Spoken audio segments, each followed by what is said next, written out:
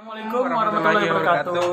Saya Muhammad Ramadan Alifari. Saya Mabel Fiandra Pratama. Kami akan membahas isu-isu demokrasi yang ada di Indonesia. Mengapa sih menurut kamu sebagai mahasiswa? Kita kan mahasiswa nih. Menurut buku yang saya baca itu, kenapa ya demokrasi di Indonesia tahun 2021 ini menurun gitu? Menurut saya nih ya, kalau menurut pandangan saya sendiri itu gini, sekarang ini kan sebenarnya dari tahun 2020 ya nggak sih? Oh iya. Bahkan kalau tahun-tahun sebelumnya, tahun-tahun sebelumnya juga kan. Kayak misalkan kalau tahun-tahun sebelumnya mungkin sebelum pandemi itu benar. Kayak misalkan hoax itu kan yang hoax itu kan cepat menyebar hoax, benar, kan? Hoax. Nah itu menurut saya kan itu bisa menjadi salah satu ancaman demokrasi yang ada di Indonesia. Itu udah termasuk isu. Nah ditambah lagi tahun 2020 ini kan kita ditambah pandemi. Nah pandemi ini menurut saya pandemi ini justru apa ya? Lebih berpengaruh terhadap isu demokrasi di Indonesia ini. Kenapa? Karena gini, misalkan kita ini kan sebagai mahasiswa, sebagai masyarakat, sebagai lapisan masyarakat, itu kan pasti kita ini terkena dampak isu demokrasi kan. Nah mungkin ini mohon maaf kayak misalkan mungkin ada masyarakat yang pekerjaannya itu kayak yang di bawah lah, kayak di bawah UMR, kemudian juga penghasilan tidak tetap, Nah itu kan secara tidak langsung mereka itu terdampak sangat besar. Oh iya tadi kan sampai terdampak ya. Terdampak. Nah,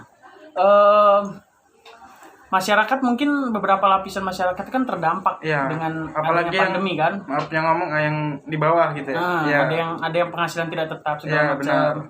Nah, berbeda dengan yang misalkan kayak PNS, DPR. Nah, itu kan mereka punya penghasilan tetap, bahkan di luar penghasilan tetapnya itu mereka memiliki seseran, anggaran seseran ya. Iya, lebih banyak itu apalagi saat pandemi ya. Nah, pada saat pandemi. Nah, suntik-suntikan dari juga situ itu kan bisa terlihat sekali perbedaannya. Nah, itu bisa merusak demokrasi. Itu saya. Kenapa itu? Karena apa? Karena adanya kesenjangan. Jadi yang mungkin orang masyarakat yang berada di lapisan paling bawah ini, di bawah ini mungkin mereka melihat ke atas, bahwa yang atas nih walaupun di masa pandemi seperti ini mereka tetap justru lebih jaya istilahnya. Sedangkan lapisan terbawah ini sangat terpuruk, ya kan? Nah, menurut saya gimana ya? Kita tuh harus kan kita di bangsa Indonesia. Iya, benar. Tidak boleh ada kesenjangan seharusnya. Harus sama rata ya. Harus sama rata. Begitu sih kalau menurut saya. Kalau menurut Anda gimana? Kalau mahasiswa. Nah, kalau menurut kamu gimana itu kalau misalkan dampak COVID ini terhadap demokrasi? Dampak COVID ini telah memberikan dampak yang cukup besar ya terhadap Indonesia ini. Dampaknya itu terhadap sektor sosial dan juga sektor ekonomi itu.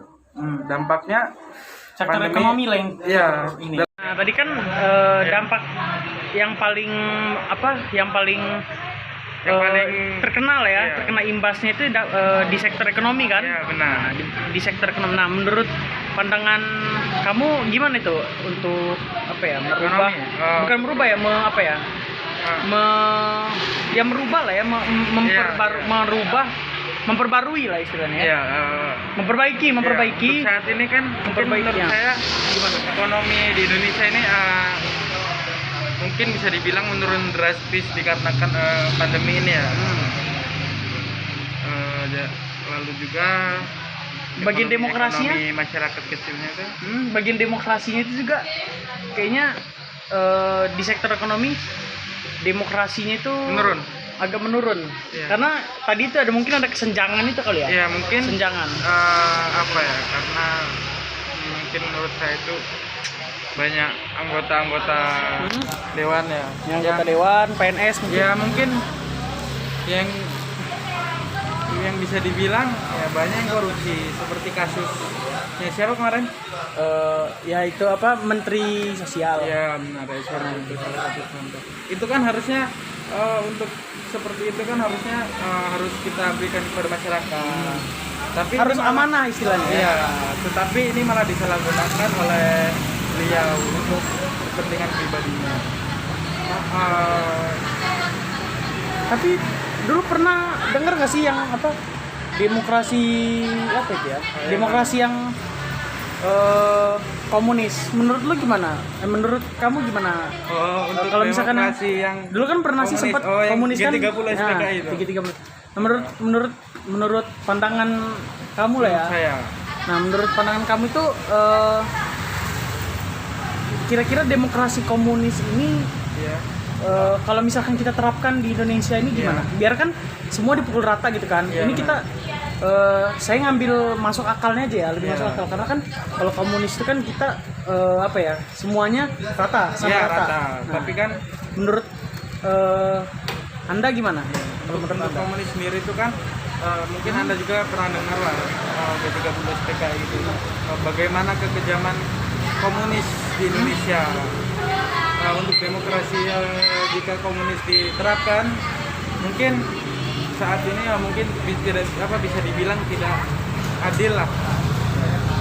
Untuk komunis itu menurut saya tidak apa ya, nggak efektif lah kalau diterapkan di Indonesia. Iya benar, tidak efektif jika diterapkan di Indonesia. Tapi ya kalau dilihat nih ya, ini kan di Indonesia ini korupsi banyak bener kan? Iya. Kalau misalkan komunis, kalau ideologi komunis, iya benar. Kayaknya sih disamaratakan, jadi nggak ada yang korupsi segala macam gitu kan. Cuman di lain sisi PKI itu kan terkenal dengan kekejaman. Oh, mereka juga tidak menghargai hak orang lain ya? Iya benar. Tidak menghargai hak orang lain. Ya, yang dulu itu banyak kejadian juga kan. Sama yang Partai Komunis Indonesia ya? Iya, PKI. Saya juga ini sih, saya juga masih apa ya, istilahnya kayak masih mikir-mikir juga gitu. Kalau saya mikir-mikir kira-kira nih ya, di Indonesia memang udah punya ideologi tersendiri ya, Pancasila, ideologi Pancasila. Terus saya juga mikir-mikir nih, kira-kira ideologi kayak komunis, liberal itu kira-kira apa ya, cocok nggak kalau diterapkin di Indonesia? Tapi kayaknya kurang cocok. Kalau menurut saya kurang, karena yang ideologi Pancasila saja masih banyak demokrasi yang bisa dibilang masih kurang atau masih kurang efektif lah ya. Masih kurang efektif lah ya. Apalagi jika ideologinya diganti dengan komunis atau liberal itu. Menurut saya tidak. Isu-isu demokrasi ya Mas. Ya udah gitu aja, saya mau pulang. Oke. Terima kasih Mas Abel. Terima kasih ya. Iya Mas. Ya, kasih ya Mas ya. Ya. Thank you. Ya. Sekian dari pembicaraan kami mengenai isu-isu demokrasi. Kurang lebihnya mohon maaf. Saya akhiri. Wassalamualaikum warahmatullahi wabarakatuh. Salam.